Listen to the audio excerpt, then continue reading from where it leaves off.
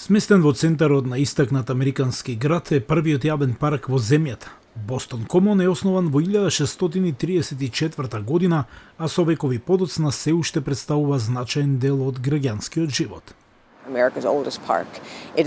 Најстариот парк во Америка. Тоа е место каде што доаѓаме да славиме, доаѓаме да протестираме, да бидеме сами, доаѓаме да уживаме во фестивали и настани, Шекспирови настани и слично. Колонистите преку данок за домакинствата го купиле имотот од 50 хектари за јавна употреба. Во тоа време немале дворови. Тоа бил нивниот двор и двор за заеднички настани. Тоа било место што го поседувале сите. На овој простор кравите паселе, војската тренирала, британските војници кампувале, а осудените криминалци биле бесени. Председателите Џорџ Вашингтон и Џон Адамс поминувале некое време тука. Пасење на кравите било забрането во 1830 година. Кучињата се единствените припитомени животни што може да се појават тука денес. Жителот на Бостон, Џим Брининг, вели дека бил сведок на многу протести овде во текот на децениите. Мислам дека тоа е дел од идентитетот на Бостон.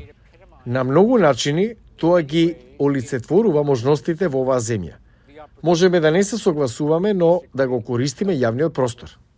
Денес децата користат базен кога е жешко, а во зима ли изгад на мраз. До 40.000 луѓе доаѓаат низ паркот дневно. Во просек околу 7 милиони луѓе годишно. Мислам дека тоа е огромен дел од градот. Чувствувам дека тоа е составен дел каде што секој може да дојде и да се опушти и ужива во градот. Мојот омилен дел е скулптурата на Мартин Лутер Кинг. Скулптурата на лидерот за граѓански права Мартин Лутер Кинг, кој ја прегрнува сопругата, е едно од неколкуте значајни дела во паркот. Фонтаната Бруер беше првото јавно уметничко дело на паркот. Скулптурата во чест на првиот афроамерикански полк во армијата се смета за едно од најдобрите дела на американската уметност. Се обидуваме да кажеме дека ова не е само приказна за белото население или само машка приказна, бидејќи спомен песажите имаат тенденција да бидат статуи на маши. Има и подлабока приказна во врска со оваа земја, која некогаш била дом на домородното племе Масачусет. Луѓето живеат на оваа земја со години. Она што е уште пофасцинантна приказна е да ги разбереме тие слоеви за домородниот американец кој живеал овде. Тимот на Виза работи со членовите на племето за да развие соодветна почит на првите чувари на заедничката заедница.